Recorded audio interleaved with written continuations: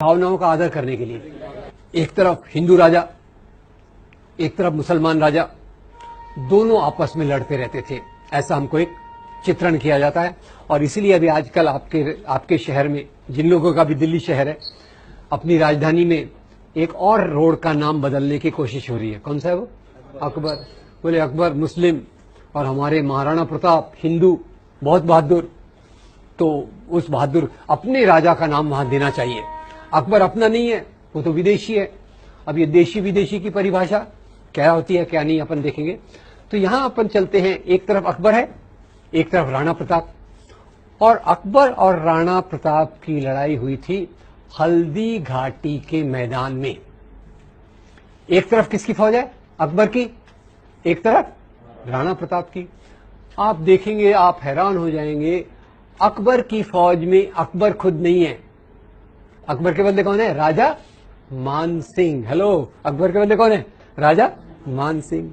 और राजा मान सिंह के असिस्टेंट जनरल जो हैं, वो बड़े प्यारे व्यक्ति हैं कि उनके नाम पे बहुत अच्छी 2 हिंदी फिल्में बनी हुई हैं, शहजादा सलीम, मुगले आजम और अनारकली।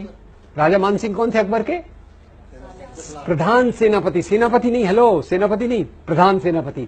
और शहजादा सलीम उनके असिस्टेंट। ये अकबर की फौज हो गई। और राणा प्रताप की फौज में उनके जो सबसे बड़े विश्वस्त थे, उनका नाम था हकीम खान सूर। दोनों तरफ हिंदू, दोनों तरफ हिंदू, दोनों तरफ मुसलमान। तो ये हिंदू मुसलमान की लड़ाई है या 2 राजाओं की लड़ाई है? ये लड़ाई धर्म के लिए है कि सत्ता के लिए? तो जरा अपने प्रधानमंत्री जी को बता दीजिएगा। वो ऐसी उल्टी सीधी क्या फिलॉसफी चल रही, इतनी सरल चीजें हैं और ये लोग समझने से इनकार कर रहे हैं। और यही प्रधानमंत्री जी का नाम आया तो थोड़ा और बता दूं, बुरा मत मानिएगा, उनको बताना मत मेरे बारे में। खैर, अपने प्रधानमंत्री जी आए बंबई, हमारे चुनाव के लिए वोट लेने थे। तो आपको पता है, हमारे महाराष्ट्र बंबई में एक राजा बहुत पॉपुलर है। हमारे एयरपोर्ट का नाम, रेलवे स्टेशन का नाम, हमारे बड़े पार्क का नाम शिवाजी। यहां तक कि हमारा वड़ा पाव जो है ना, उसको भी हमने नाम शिव वड़ा पाव कर दिया, तब से वो ज्यादा स्वादिष्ट हो गया। आगे अगर आपको खिलाऊंगा कभी। क्या ये, खैर, उनको वोट लेने थे तो बोले शिवाजी महाराज इतने महान थे कि उन्होंने औरंगजेब का खजाना लूटने के लिए सूरत पर आक्रमण किया। मैं हैरान हो गया। मैं फिर से हिस्ट्री बुक मैंने देखा, औरंगजेब का खजाना दिल्ली में था कि सूरत में था? दिल्ली में था। अब शिवाजी महाराज जो हमारे थे, उनकी फौज एक बार सूरत पे आक्रमण करने जा रही थी। तो आपको मैंने बताया क्यों इसकी बात क्यों कर रहा हूं, क्योंकि प्रधानमंत्री जी उसको उल्टा बता रहे। तो जब ये फौज सूरत पे आक्रमण करने जा रही थी, तो शिवाजी महाराज ने अपनी फौज को 3 इंस्ट्रक्शंस, निर्देश दिए। ये इंस्ट्रक्शंस क्या थे? पहला इंस्ट्रक्शन था, देखो भाई, आप जा रहे हो, रास्ते में हजरत बाबा की दरगाह है। हजरत बाबा की दरगाह को कोई नुकसान नहीं पहुंचना चाहिए। उसके उलट मेरी ओर से हजरत बाबा को ये भेंट, गिफ्ट दे देना। नंबर 2, इसी सूरत में फादर एम्ब्रोस पिंटो का एक आश्रम है। फादर एम्ब्रोस पिंटो के आश्रम को कोई नुकसान नहीं होना चाहिए। नंबर 3, जब आप लूटमार कर रहे हो, अगर आपके हाथ पे किसी दूसरे धर्म के मानने वाले की पवित्र पुस्तक, अपन ने पवित्र पुस्तकें देखी, अगर दूसरे धर्म के मानने वाले की पवित्र पुस्तक आ गई तो उसका अपमान मत करो, पूरे आदर के साथ उसको उस धर्म के मानने वाले को दे दीजिए। तो ये हमारे शिवाजी महाराज, और यही शिवाजी महाराज जिनको आज हिंदू धर्म के नाम पे उछाला जाता है। आपको बता दूं, शिवाजी महाराज की फौज में 12 सेनापति थे जो मुसलमान थे। और तो और, एक बार वो शिवाजी महाराज की एक कहानी से पूरा क्लियर हो जाएगा कि उनकी क्या राय थी और ये हिंदू मुसलमान का क्या चक्कर है। एक बार शिवाजी घोड़े पे बैठ के जा रहे थे, उनके जासूस ने देखा कि उनकी कमर में तलवार नहीं है। तो जासूस, उनका जो बॉडीगार्ड था, बड़ा डिस्टर्ब हो गया। उसने कहा, महाराज आप कहां जा रहे? तो शिवाजी ने कहा, मैं अफजल खान को मिलने जा रहा हूं। बोले अच्छा, आप अफजल खान को मिलने जा रहे हैं, तो ये बताइए आपकी तलवार कहां है?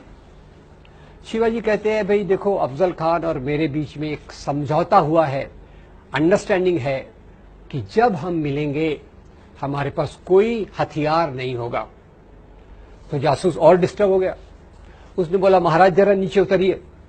शिवाजी नीचे उतरे तो जासूस बड़े अजीब सवाल पूछता है उनसे, अजीब पर उसका एक मतलब रहता है। तो जासूस बोलता है महाराज ये बताइए आपकी हाइट कितनी है। शिवाजी हैरान हो गए, ये कोई मेरा रिक्रूटमेंट कर रहा है क्या, मेरे को कोई नौकरी पे ले रहा है क्या। फिर भी खैर बॉडीगार्ड था तो उसको जवाब देना पड़ा। बोले मेरी हाइट होगी कुछ 5 फुट 6 इंच। बोले आपकी हाइट 5 फुट 6 इंच है। अफजल खान की हाइट क्या है? अरे अफजल खान तो बोले पठान है, 6 फुट से भी लंबा है। फिर बोले आपका बॉडी साइज क्या है? आजकल तो बॉडी साइज बताना बड़ा इजी है ना, शर्ट की साइज से small, medium, large, extra large. अब शिवाजी उस समय तो और रेडीमेड शर्ट्स होते नहीं थे, तो शिवाजी ने कहा होगा मेरा साइज मीडियम टू लार्ज है। बोले अफजल खान का साइज क्या है? बोले अफजल खान का साइज तो एक्स्ट्रा एक्स्ट्रा एक्स्ट्रा लार्ज होगा। तो बोले महाराज जब आपको वो मिलेगा बिना हथियार के तो आपका वो गला दबा के आपका मर्डर कर सकता है कि नहीं। शिवाजी ने कहा यह बात तो सही है।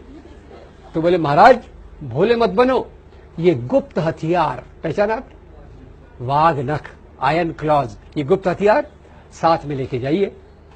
शिवाजी महाराज ने अंगूठियों के नीचे वाघ नख को छुपा लिया। और ये जासूस का नाम जरा मैं पूछना चाहता हूं आपसे, ये शिवाजी महाराज उनके जासूस का नाम था रुस्तमे जमान। शिवाजी महाराज के 18 बॉडीगार्ड थे, उसमें से 12 बॉडीगार्ड मुसलमान थे।